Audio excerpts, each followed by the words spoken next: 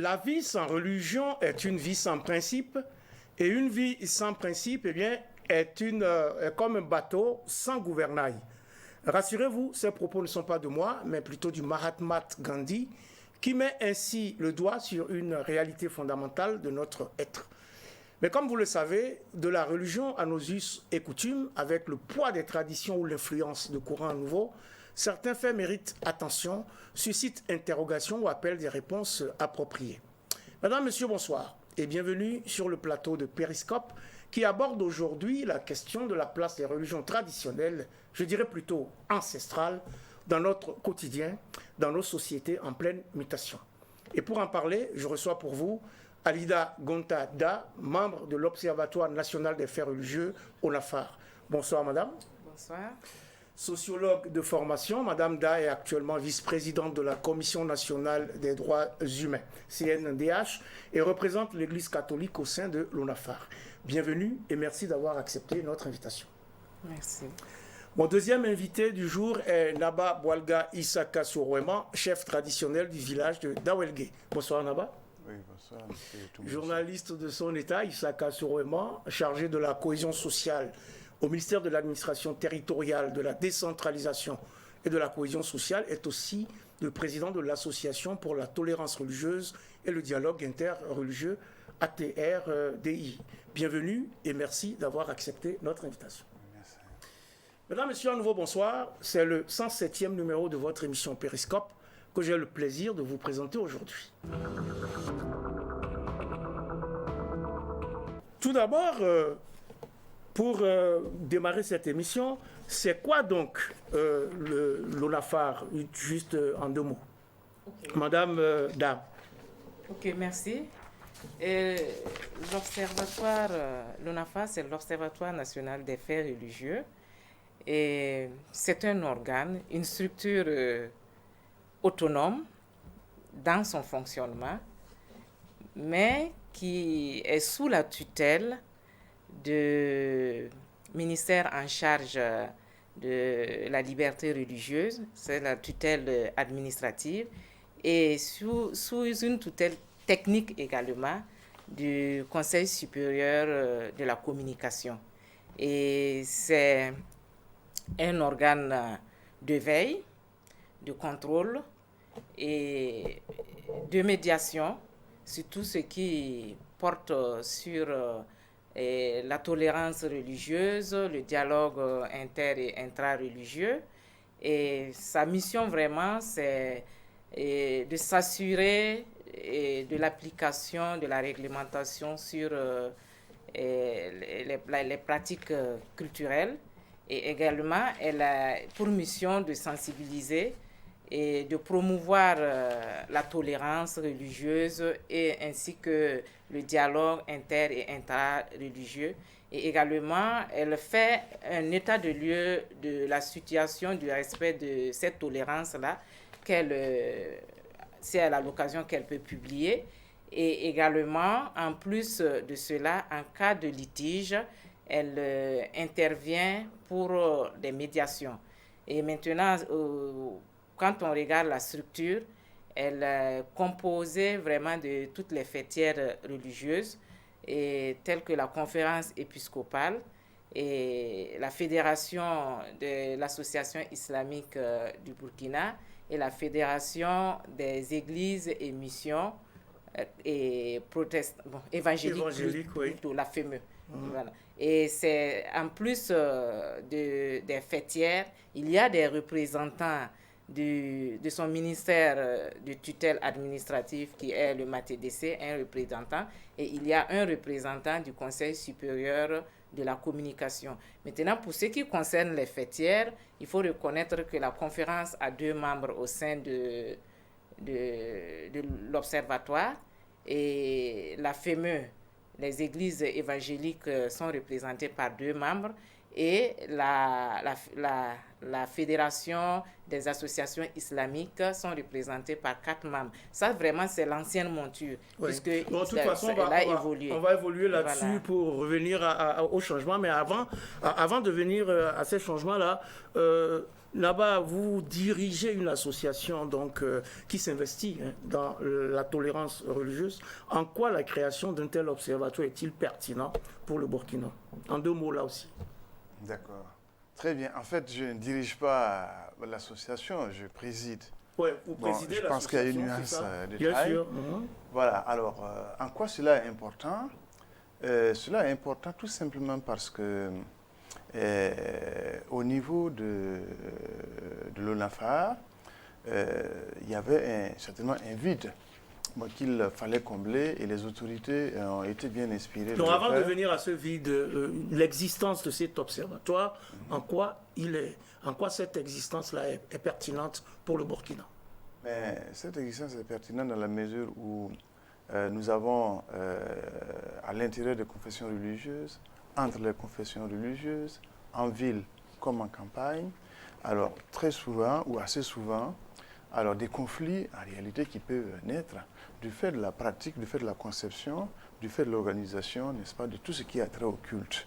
Alors, et justement, une telle institution, une telle entité a ceci de pertinent dans son existence, donc elle permet, n'est-ce pas, de prévenir, elle permet également d'aller entreprendre des actions de médiation, alors d'aider à gérer et éventuellement, naturellement, à trouver une solution aux problèmes qui se posent. Or, sans effectivement une telle institution, il va de soi qu'au niveau de l'État et au niveau des organisations et au niveau, n'est-ce pas, des fêtières religieuses, pour aborder tel problème, ça peut paraître en fait assez compliqué. C'est en cela que c'est important de mon point de vue. C'est important. Il a fallu donc mettre en place cet observatoire, sans doute, parce qu'on a observé au préalable un certain nombre de faits qu'il faut questionner et qu'il faut corriger. En tout cas, nous avons actuellement une décision réjouissante pour un pays qui donne d'ailleurs depuis plusieurs années une bonne image du dialogue interreligieux. Le gouvernement burkinabé a adopté le 6 août dernier une modification du décret numéro 2015-985 presse /trans/PM /MATD /MEF du 17 août 2015 portant création, composition, attribution et fonctionnement de l'Observatoire national des faits religieux ONAFAR. Et cette modification vise, selon les termes du compte rendu du Conseil des ministres, eh bien, je cite, la prise en compte de la religion traditionnelle, la révision du mandat des membres du bureau de l'ONAFAR et de ses membres représentants, ainsi que la prise en compte des points focaux régionaux. Fin de citation. Alors, en 2 mots, que peut-on déjà citer comme action de cet observatoire pour corriger donc des faits religieux et éventuellement quereller Madame Da? Ok. Et comme action que l'on peut comptabiliser comme état des acquis de l'observatoire, il faut reconnaître que l'observatoire a beaucoup travaillé dans le cadre du renforcement de capacité d'un certain nombre d'acteurs, tels que les journalistes et les animateurs des radios confessionnelles. Elle a également mené des actions de sensibilisation, voilà. Et en plus du renforcement de capacité, et aujourd'hui, elle a pu mettre en place dans les régions, les différentes régions, des points focaux qui représentent l'observatoire.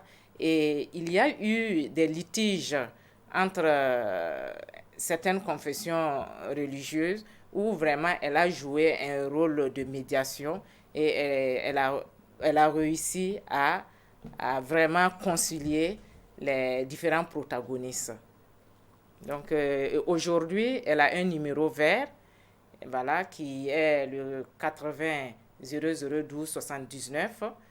Et dès qu'il y a une situation qui porte atteinte à la tolérance religieuse, et on peut appeler sur ce numéro pour vraiment interpeller l'observatoire pour qu'il puisse réagir. Alors, Madame Da, la question que l'on est en droit de se poser maintenant, c'est comment cela se fait que les religions traditionnelles n'étaient jusque-là pas prises en compte dans cet observatoire. Il faut reconnaître, effectivement, c'est en 2015 que l'observatoire a été créé, en août 2015. Déjà mis en place un peu plus tôt, en 2014. Mais les textes ont été adoptés en 2015, oui, 2015. Voilà. Et bon, il faut reconnaître que pour une première structure comme ça, qui venait de se créer, il était difficile de partir avec la religion traditionnelle.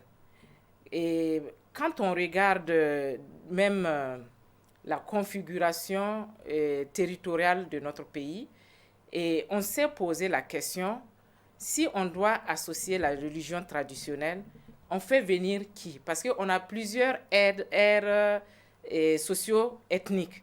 Et ici, la religion traditionnelle est beaucoup liée aux aspects ethniques. Donc, d'abord, il fallait essayer de résoudre ce problème. Et quand on regarde les premiers responsables qui jouent ce rôle de leader de cette religion traditionnelle, on avait quand même un peu de difficulté puisque on a les chefs de terre. Dans certaines localités, on a chef de terre et eux, on a chef coutumier, ils ne sont pas les mêmes.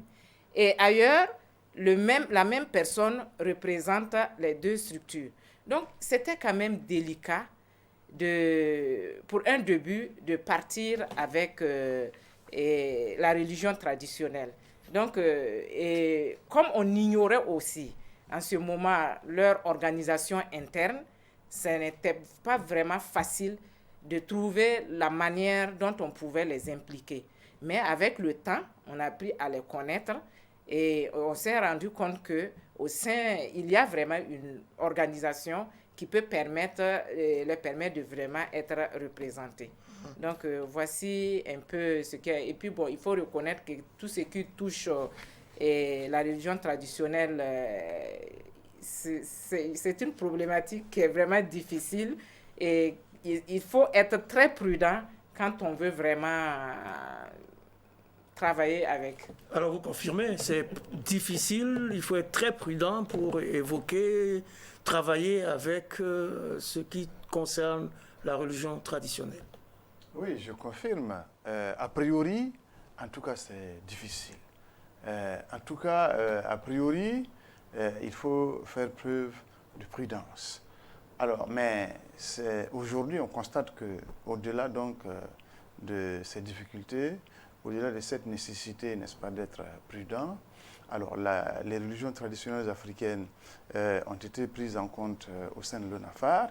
Donc, ça veut dire que de la prudence, en fait, est née une certaine confiance. Bon, après, naturellement, les discussions au sein de l'ONAFAR et après également certainement des échanges avec les premiers intéressés. Parce qu'en effet, indépendamment même des questions d'ordre ethnique, si vous prenez même à l'intérieur du même groupe socio-ethnique, les pratiques varient en fonction des régions. Et même dans un village, alors ce n'est pas évident que chez les chefs de terre, on pratique la religion traditionnelle comme chez, par exemple, la famille du chef, bon, ou encore la famille des masques, etc., etc. Et donc, pour arriver à trouver des dénominateurs communs à toutes ces pratiques, de manière à les intégrer, à intégrer cette religion-là au sein de l'ONAFAR, c'était vraiment difficile. Et même aujourd'hui, il y a lieu, en tout cas au niveau de l'ATRDI, c'est ce que nous croyons, à terme de commanditer, par exemple, une étude pour connaître davantage l'organisation de cette religion-là au niveau du Burkina, bon, de manière à être éclairé et de manière à mener, par exemple, les actions de médiation dont il est question aujourd'hui. Plus vous allez connaître le phénomène social qui se présente à vous, plus vous serez à l'aise, effectivement, pour discuter avec les protagonistes et pour aboutir effectivement à une médiation. Il faut dire que la TRD, justement, a fait un plaidoyer sur cette intégration des religions traditionnelles au sein de l'ONAFAR.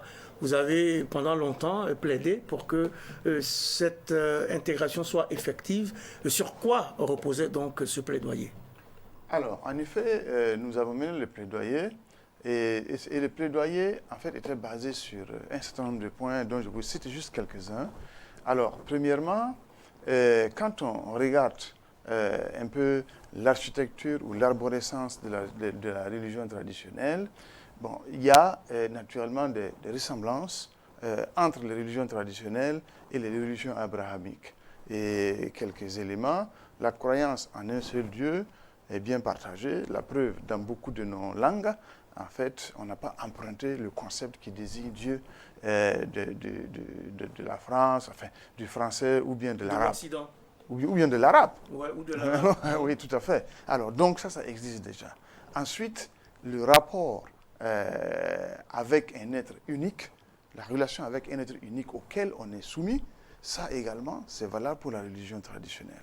Ensuite, les échanges ou les doléances que l'on peut présenter à cet être unique pour trouver des solutions, des solutions existentielles à notre vie sur Terre, ça également, on a ça en commun.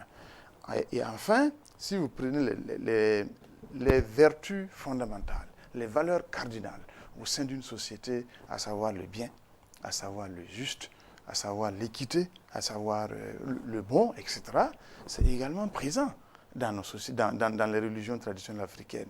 Et naturellement, l'amour qu'on doit avoir pour autrui et pour soi-même également, c'est omniprésent. Mais étant donné que ces religions abrahamiques dont vous parlez nous sont venues du fait de la colonisation, on peut dire que nos religions traditionnelles ancestrales étaient là avant. Et donc on avait toutes ces valeurs avant que ne viennent ces religions abrahamiques, Madame Da. C'est bien ça. Donc aujourd'hui, on ne comprend donc pas pourquoi ces religions n'étaient pas intégrées au sein de l'ONAFAR.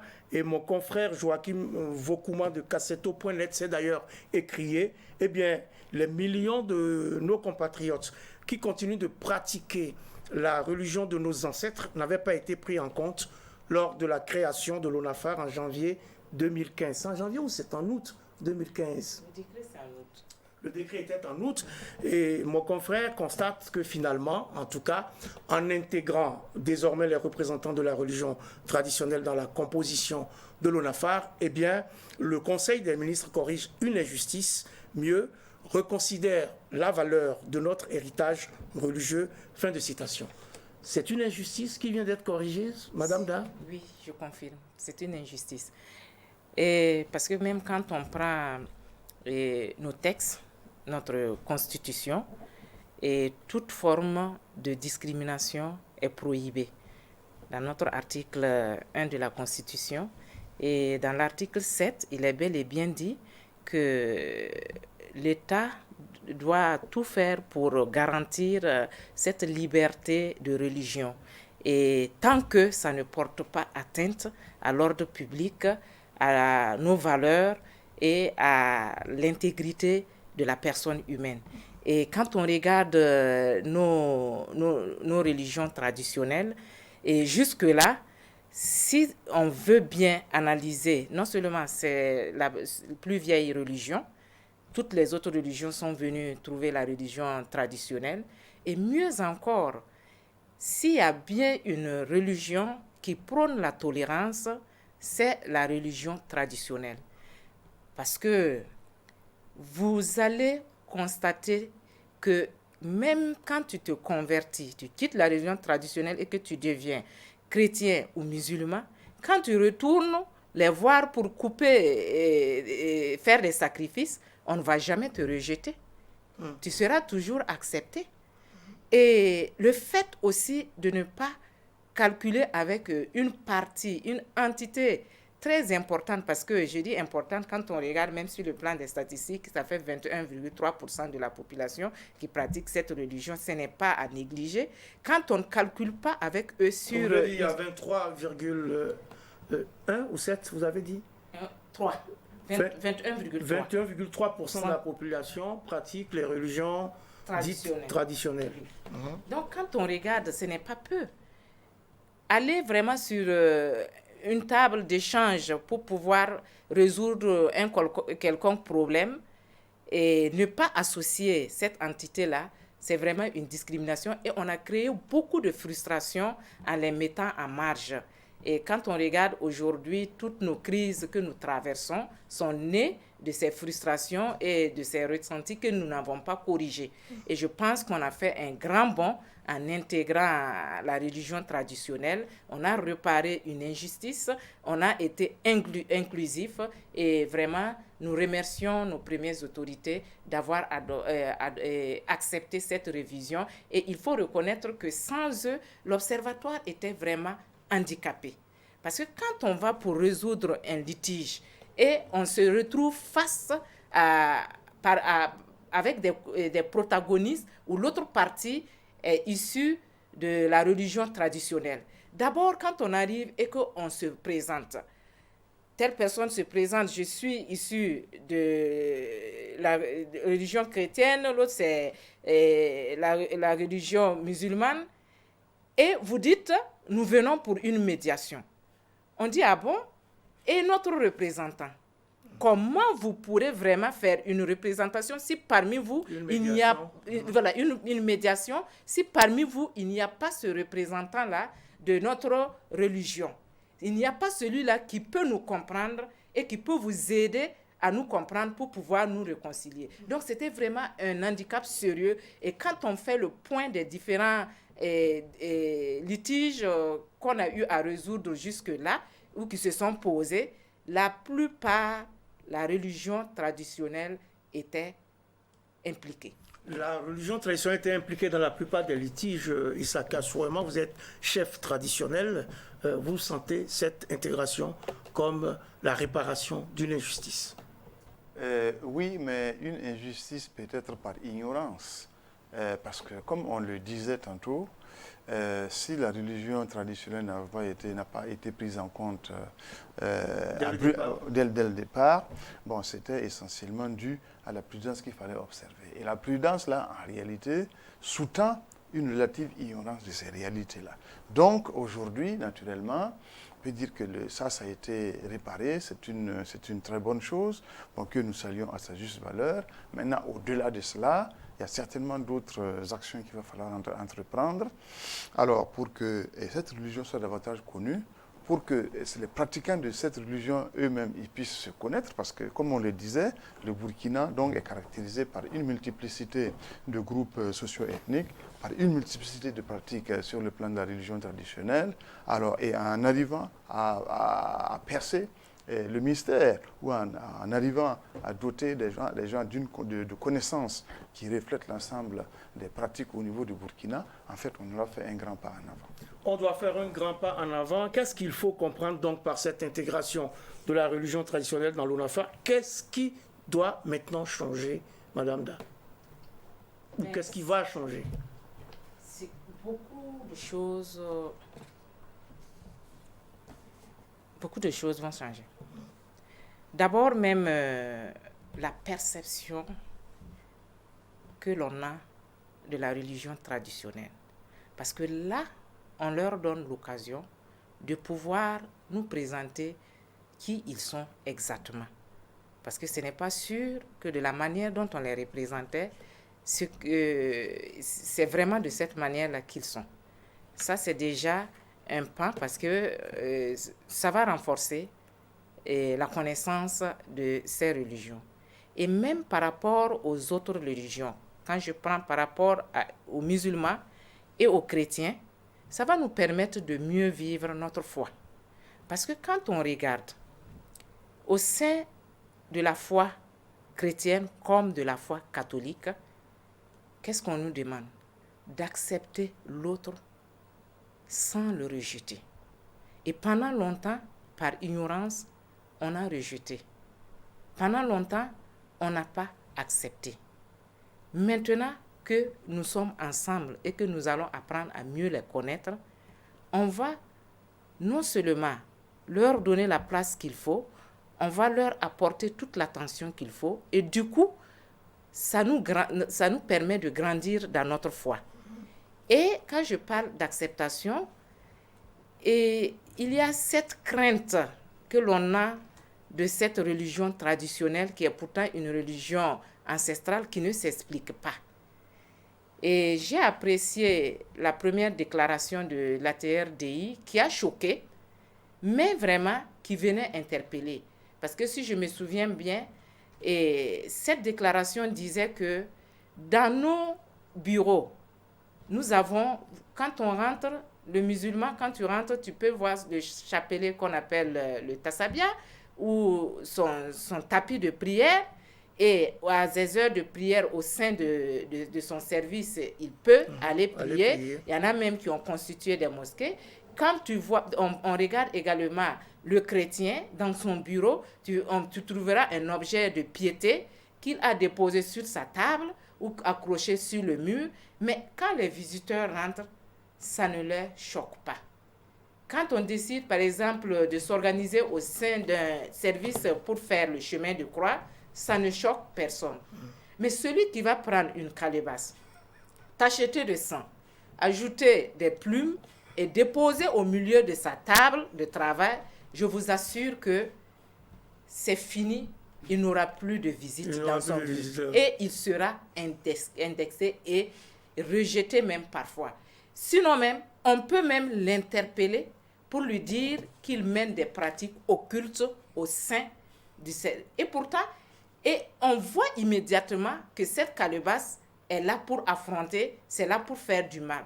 Alors que cet individu, peut-être que de la même manière que je porte ma croix, c'est sa manière aussi, moi je porte ma croix pour me protéger. C'est sa manière aussi de poser sa calebasse pour se protéger ou bien pour rendre grâce à Dieu ou se souvenir que c'est ce Dieu de mes ancêtres que je vénère. Alors oui, mais madame, est-ce que ça veut dire que si quelqu'un faisait ce que vous venez de décrire à partir de maintenant, on ne doit pas le considérer comme discriminatoire et donc... Pas du tout. On doit pas, non seulement on ne doit pas le fuir, il n'y a pas à avoir peur. Parce que même regardez les amulettes que les gens portent. Quand vous entendez, dès que l'on voit quelqu'un avec des bagues noires, un bracelet fait avec un fer rouillé, dès que l'on voit ça, qu'est-ce qu'on dit? Ce type-là, il est wacké, hein? Il est à craindre. Hein? Attends, moi, je vais prendre ma route. Pourtant, non, il n'a pas mis ça pour faire du mal. C'est sa croyance. Moi, je pense qu'il faut l'accepter tel qu'il est.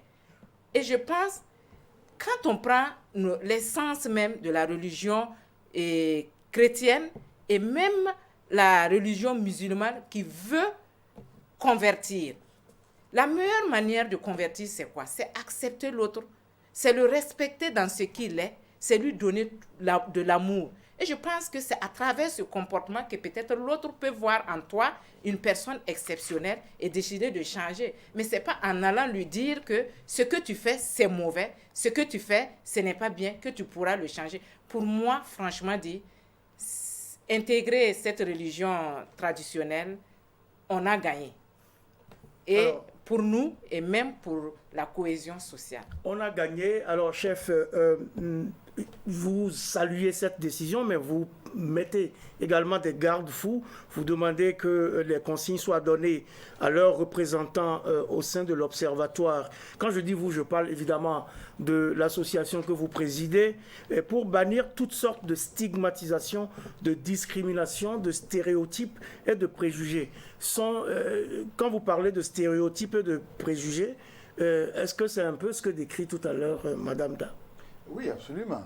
Absolument, parce que si vous êtes dans un service public, alors, et vous voulez traduire votre foi, afficher votre foi à travers des pratiques ou bien à travers des objets de culte, à l'instar de ceux qui pratiquent d'autres religions, en principe, on ne doit pas vous interdire.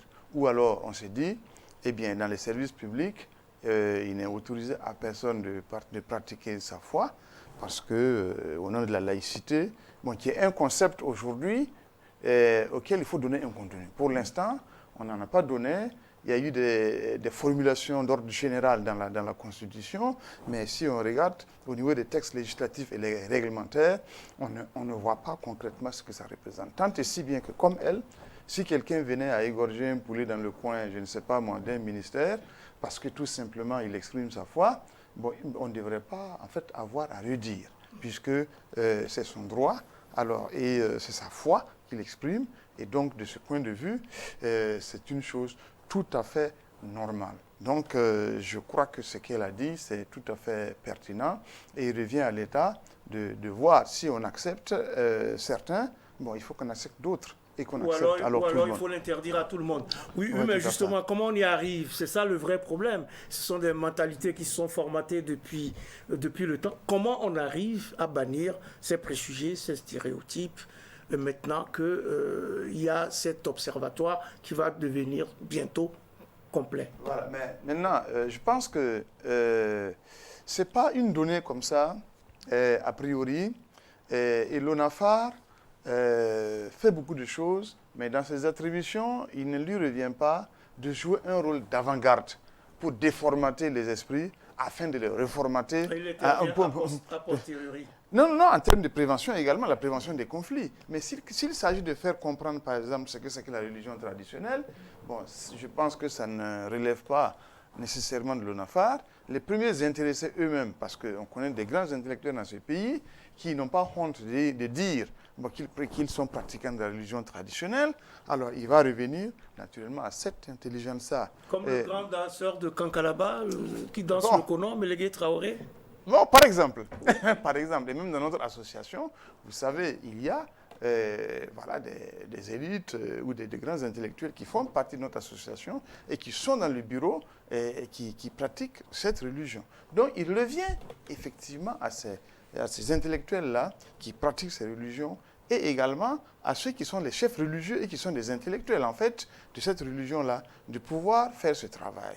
Alors, mais dans les limites, en fait, de ce que permet l'État laïque, bon, je pense qu'on devrait en fait les accompagner au niveau de l'État, parce que d'une manière ou d'une autre, le travail qu'ils feront vont profiter naturellement à l'État, tout comme d'ailleurs ce que font les religions abrahamiques en termes, n'est-ce pas, de services publics, en termes de sensibilisation dans le domaine de la santé, dans le domaine de l'agriculture, dans le domaine, par exemple, de la morale, etc. etc. Donc, tout le monde y gagne en réalité. Alors, mais justement, faisons une petite clarification. Doit-on parler de religion traditionnelle ou plutôt de religion ancestrale? Quel contenu on donne finalement à la tradition quand on sait bien qu'une habitude établie peut aussi être considérée comme une tradition? Vous êtes chef traditionnel, donc est-ce que dans le cas d'espèce, il ne s'agit pas plutôt des religions ancestrales?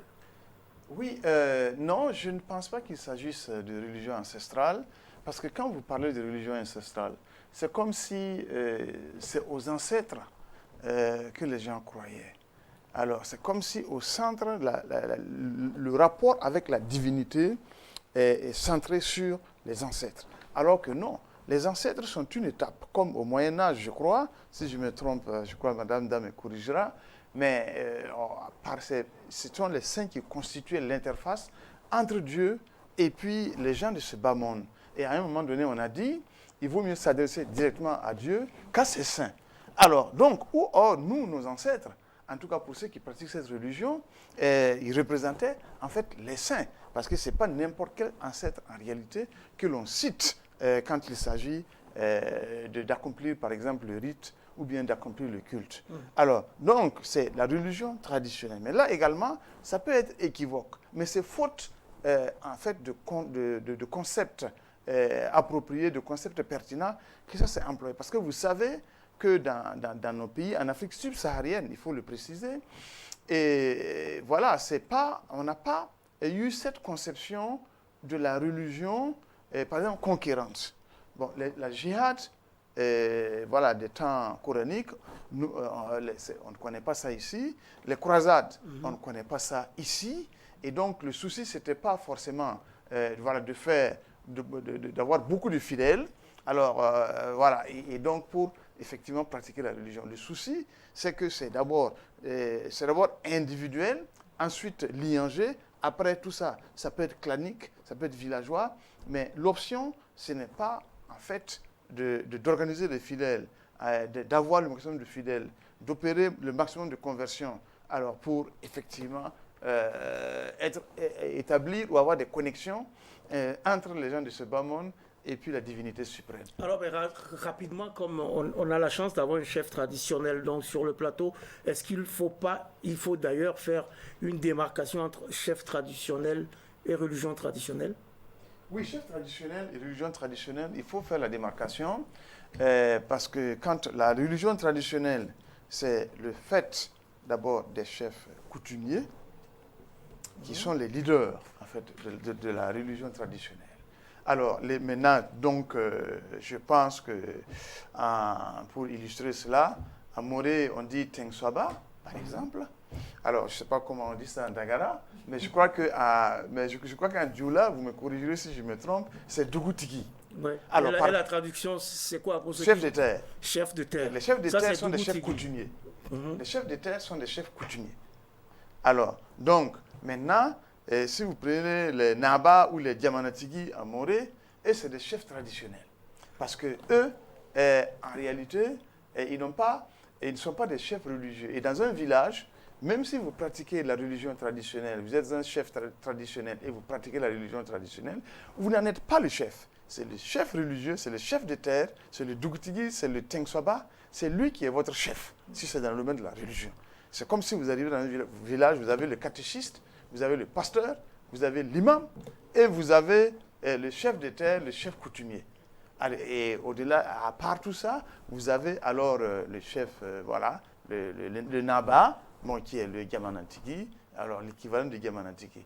Alors, et même quand quelqu'un est malade, si c'est par exemple dans les environs de Ouaga et Ouaga, si c'est une maladie en phase terminale, on ne lui rend pas visite, on ne présente pas de condoléances non plus, ni pendant les obsèques, ni pendant les funérailles, parce que ça c'est le rôle en fait du chef de terre, du chef coutumier, parce que c'est lui qui est l'interface entre les vivants et puis les dieux et les ancêtres. Donc c'est son travail. C'est son travail. Voilà, tout à fait. Le moins que l'on puisse dire en tout cas, c'est que la question de la religion est une question sensible et délicate, hein, qui déclenche parfois des passions, mais on a une chance au Burkina, le dialogue interreligieux existe bel et bien, la tolérance religieuse aussi, la tolérance religieuse également se porte bien, on peut le dire ainsi, et il faut que cela continue avec le concours de tous, Madame Da. C'est bien ça. Comment on fait pour que ça continue? Eh bien, pour que ça continue, il faut que tout un chacun sache faire du recul, et beaucoup de recul, par rapport à sa croyance. Ça veut dire quoi? Quand je dis, ça ne veut pas dire de nier ta croyance, ça veut dire que même si j'ai ma religion, l'autre a sa religion, même si on n'a pas les mêmes opinions, j'accepte l'autre tel qu'il est, j'accepte son opinion. J'accepte sa croyance.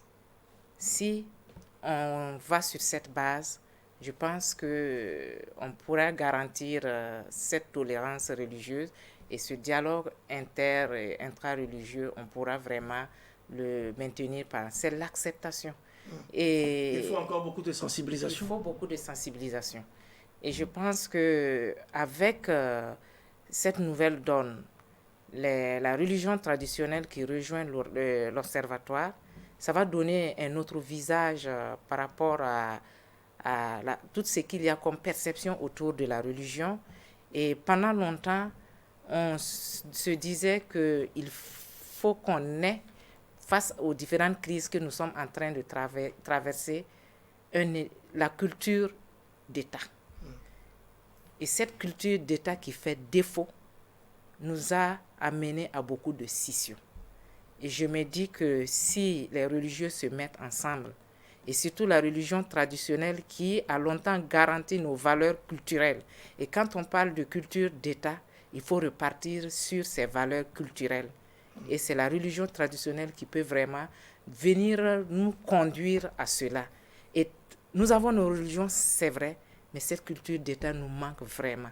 S'entendre autour vraiment des valeurs intrinsèques que nous défendons fermement et pour lesquelles nous sommes unanimes là-dessus. Je pense qu'on pourrait sortir de cette crise que nous traversons, cette crise communautaire. Alors justement, on parle de religion, et le chef l'a souligné tout à l'heure, nous sommes dans un État laïque qui est aussi un État de droit, soucieux du respect des droits humains. Vous êtes vice-président de la Commission nationale des droits humains. Est-ce qu'il vous arrive de traiter justement de certains faits religieux qui violent le principe des droits humains? Et la Commission nationale des droits humains, et en plus de défendre et de protéger, de promouvoir les droits, reçoit également des plaintes et peut également s'auto-saisir quand il y a des situations. Et par rapport aux religions, depuis que nous avons commencé en 2018, que nous sommes nommés, et plaintes directement liées à la religion, nous n'avons pas reçu cela, mais c'est surtout sur les aspects ethniques. Voilà, parce que ces derniers temps, c'est surtout l'ethnie qui a beaucoup posé. Nous avons été saisis surtout par rapport à ça, mais religion, non. Bon. Pas de plaintes concernant les religions. Est-ce que, en tant que chef traditionnel, vous avez des plaintes qui portent atteinte donc aux droits humains? Non, mais je vais juste profiter de cette occasion pour dire que, effectivement, justice a été rendue à la religion traditionnelle. Mais je pense qu'au-delà de cela, si on prend le cas de l'UNAFAR, avant, c'est une institution qui, de mon point de vue, fait du bon boulot. Maintenant, comme vous le savez, hein, pour pratiquer la vertu, comme quelqu'un disait, il faut un minimum de bien-être. Et je ne suis pas matériel. Et je ne suis pas sûr que même l'UNAFAR, dans sa configuration, qui n'incluait pas la religion traditionnelle, je ne suis pas sûr que les moyens dont il avait besoin soient mis à sa disposition. Alors, et un certain nombre de problèmes de l'Observatoire sont dus effectivement à cela. Donc, aujourd'hui, c'était les catholiques, les évangéliques ou protestants et les musulmans. Aujourd'hui, on a ajouté les pratiquants de la religion traditionnelle. Or, avant, il y avait déjà un déficit en termes de moyens. Aujourd'hui, les challenges et les défis sont encore plus grands. Bon, il faut espérer que l'État, à travers le gouvernement, œuvrera à mettre effectivement les moyens à la disposition de l'UNAFAR. Même si tout est prioritaire, je pense qu'on peut définir des priorités parmi les priorités. Ouais. Et je termine en disant qu'au-delà de cela, il y a d'autres types d'injustices dont on n'est pas forcément conscient. Si vous prenez par exemple, prenons le cas des musulmans. Et hier, je pense que c'était le premier jour de l'an, le jour de l'an musulman, de l'Hégire. Alors, au niveau de l'État, au niveau des municipalités, silence et boule de gomme. Je pense que ça... C'est dû à un déficit de communication? Non, je pense que les gens, c'est pas exprès, ils n'en sont pas conscients, mais si on doit parler de cohésion, d'intégration, de tolérance, etc. Ce jour devrait être férié comme le 1er janvier? Même s'il n'est pas férié, alors il faut quand même marquer cela. Pourquoi? Parce que même si on dit que le 1er janvier, c'est juste administratif, c'est pas religieux, mais je crois, si je ne me trompe pas, que c'est dans le calendrier grégorien. Et je crois que cet adjectif grégorien vient du nom du pape Grégoire. Donc ça veut dire qu'il y a des racines chrétiennes, n'est-ce pas, dans la célébration du 1er janvier. Dans ce calendrier. Dans ce calendrier. Donc de ce point de vue, si on pouvait trouver, j'allais dire, une voie, une manière également de marquer cela, je crois que ça participerait davantage en fait de la cohésion sociale dans notre pays. Ça participerait de la cohésion sociale dans notre pays. Je vais vous dire une chose, on n'a plus beaucoup de temps. Et pourtant, vous le savez, beaucoup de personnes s'interrogent aujourd'hui sur le rôle et la place de la culture et des cultes africains dans nos sociétés. Ces personnes prônent même un retour à l'authenticité africaine, à nos valeurs culturelles, à nos rites et à nos cultes ancestraux. Qu'en pensez-vous, Madame Da? La liberté des enfants de Dieu. Je pense que c'est leur conception, c'est leur perception des choses. Ils n'ont pas tort. Et c'était vraiment, c'est la religion la plus vieille de notre pays. C'est d'abord ça et les autres sont venus. Si ils pensent que en croyant à cette religion, ils se sentiraient mieux, moi je pense que c'est ça, il faut les accepter. Et ils n'ont pas tort aussi. C'est vraiment le retour à nos origines. quelque part, on pourrait leur donner raison. Oui, mais en même temps, on peut dire que la religiosité africaine est beaucoup plus syncrétique. On est sur un terrain beaucoup plus sur le terrain du syncrétisme. Vous l'avez relevé tout à l'heure. On est catholique, on est protestant, on est musulman, mais on pratique également la religion de nos pères, n'est-ce pas, chef? Oui, même si on ne pratique pas, même ceux qui disent qu'ils ne pratiquent pas, il y a des réflexes. Hein? Parce qu'on a été formaté, alors depuis des siècles, et si vous regardez même les religions abrahamiques, voilà, même ceux qui disent, alors nous, on est vraiment à cheval sur ce que enseignent nos religions, dans leur comportement, vous pouvez constater également qu'il y a des relents en fait de comportement subsaharien, d'Africains subsahariens, parce que les Maghrébins aussi ce sont des Africains du point de vue géographique, mais il faut préciser des comportements subsahariens. Et du point de vue psychologiquement également, quand en psychologie, justement, on étudie les phénomènes religieux, on peut détecter derrière le comportement, derrière les pensées, derrière justement la façon, le discours qui est tenu, des relents qui relèvent en réalité de la religion traditionnelle. Mais vous me permettrez d'ajouter que pour promouvoir ces religions traditionnelles, pourquoi ne songerait-on pas, par exemple, pas à une journée de tradition? Pourquoi pas? Alors vous me passez pas le savant, vous me passez le mot pour dire en effet que sur le continent africain, l'une des meilleures expressions de la valorisation des religions traditionnelles se trouve au Bénin. Au Bénin, pays du vaudou comme on l'appelle aussi, qui est une religion qui a pu s'exporter au-delà du Bénin jusqu'au Brésil, à Haïti et ailleurs par les esclaves. En effet, au Bénin, le 10 janvier de chaque année est dédié aux religions traditionnelles et cette journée est déclarée chômée, fériée et payée. Exactement comme Noël chez les chrétiens et la Tabaski chez les musulmans. Est-ce, selon vous, et ça sera sans doute le dernier point qu'on pourra aborder au cours de cette émission, est-ce, selon vous, un exemple à suivre, Madame Da? Pourquoi pas? Si les autres religions ont des jours consacrés, il serait bien également d'accorder cette journée à la religion traditionnelle parce que tout comme le chef le dit, hein, et je suis catholique, je suis musulman, mais cette religion traditionnelle me rattrape toujours. Je suis catholique.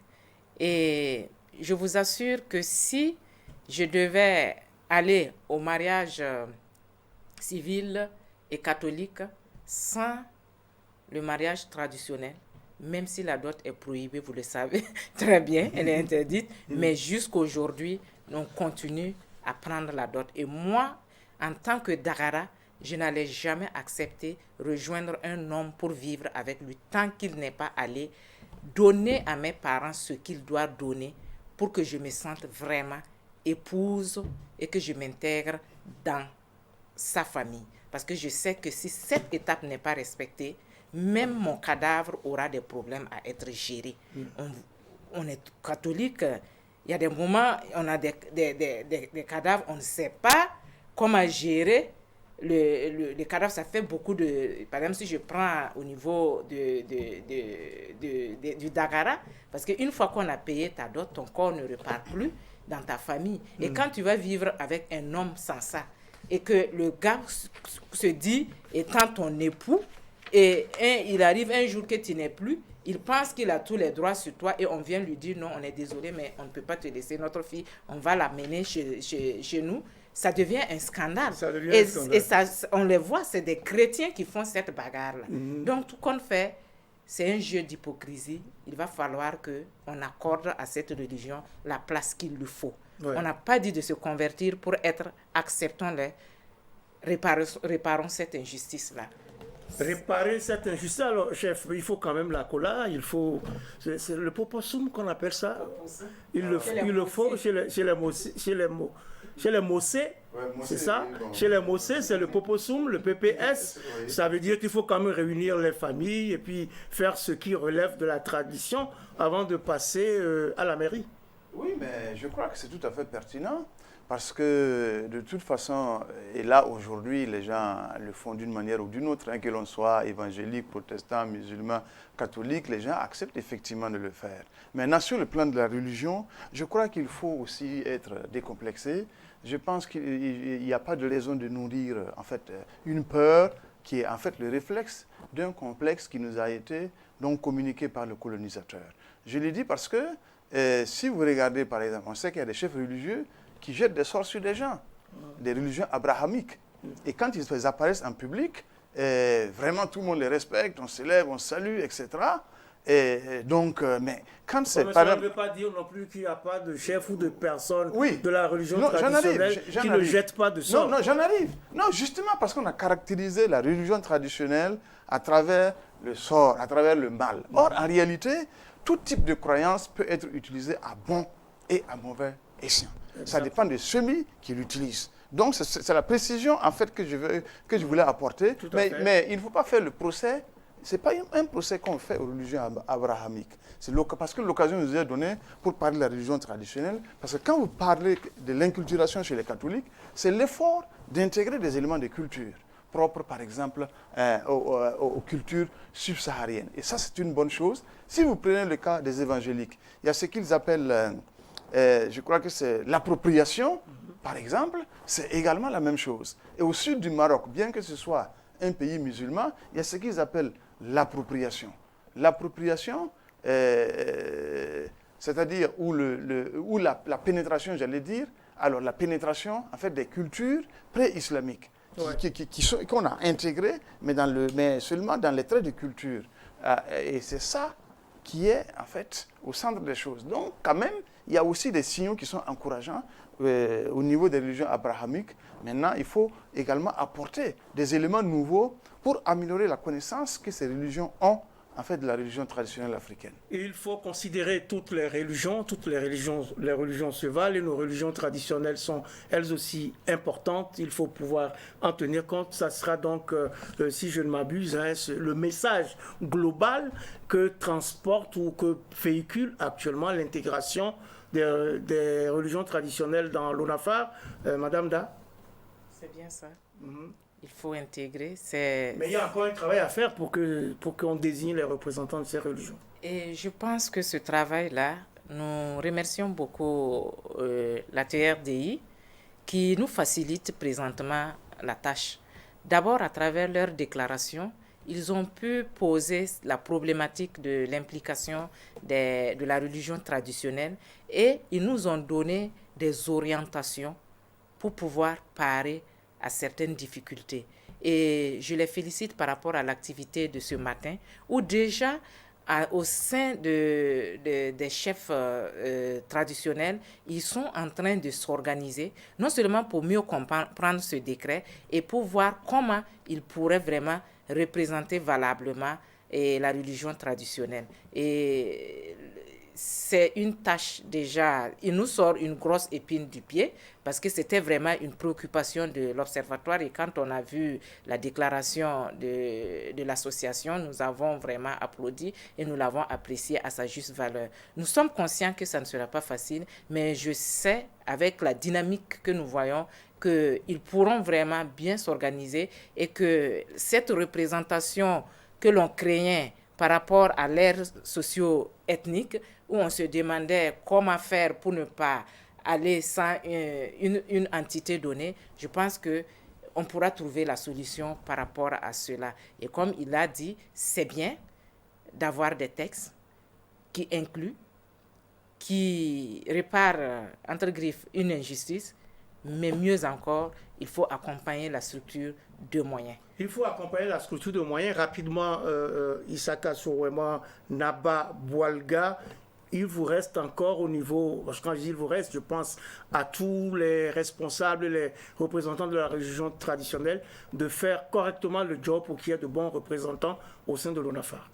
Oui, mais je pense qu'au niveau du gouvernement, je me suis laissé dire par les services techniques compétents qu'à temps opportun, une correspondance donc sera adressée au Conseil supérieur de la chefferie traditionnelle et coutumière pour la désignation des représentants. Maintenant, il est souhaitable que ce soit en effet des leaders coutumiers, c'est-à-dire des gens qui pratiquent la religion traditionnelle et qui sont également des responsables religieux, mais pas des individus. Il est également souhaitable, naturellement, que même s'il y a un chef traditionnel, des gens comme nous, parce que ça peut arriver, qui doivent faire partie de l'ONAFAR, que ce soit avec l'accord, effectivement, des leaders religieux traditionnels, alors parce qu'ils estiment que voilà, cette personne est bien outillée du point de vue moral, du point de vue intellectuel et du point de vue comportemental pour apporter de la valeur ajoutée en leur nom au travail qui est effectué par l'ONAFAR. Ce qui est donc très bien, disons que ça prend de bons chemins. Maintenant, il faut donc mettre tout ça en musique, je dirais. En musique, comme cette chanson que vous connaissez sans doute, mais que nous n'écouterons pas. Vous l'avez sans doute fredonnée à plusieurs reprises. Elle est signée du Congolais Verkis, chantée en lingala et titrée Nakomi Tunaka. Eh bien, Nakomi Tunaka, qui veut dire tout simplement je demande, qui s'interroge dans le fond sur des questions existentielles. Qui est l'homme noir? D'où vient-il? Qui est son tout premier ancêtre? Où est-il? Des questions qui font référence à sa déconnexion de la religion de ses pères. Une chanson controversée qui a coûté l'excommunication à son auteur. Cette chanson a été remise au goût du jour depuis 2016 et continue de donner à réfléchir. Mesdames, Messieurs, ainsi s'achève votre émission Périscope numéro 107 qui recevait pour vous Alida Gonta-Da, membre de l'Observatoire national des faits religieux ONAFAR. Merci, madame, d'avoir accepté notre invitation. Merci à vous. Également sur le plateau de Périscope aujourd'hui, Naba Boualga Isaka Sorwema, chef traditionnel du village de Dawelgue et président de l'Association pour la tolérance religieuse et le dialogue interreligieux. Merci d'avoir honoré notre plateau. Merci. La réalisation de ce numéro de Périscope porte la griffe de Abibata Clarisse Sawadogo Benao, que je remercie, ainsi que toutes les équipes des services techniques, de production et de rédaction de Burkina Info, qui m'accompagnent dans la présentation et dans la préparation de cette émission. Merci également à vous toutes et à vous tous qui m'honorez de votre fidélité à cette émission. Et merci pour tous vos encouragements tellement réconfortants. Merci et prenons toujours soin les uns des autres, surtout en ces temps troublés où chaque matin que l'on découvre est une grâce infinie et chaque manifestation de solidarité une victoire. Merci et prenons date pour le prochain numéro de Périscope, même jour, même heure, sur la chaîne qui vous donne les clés du monde.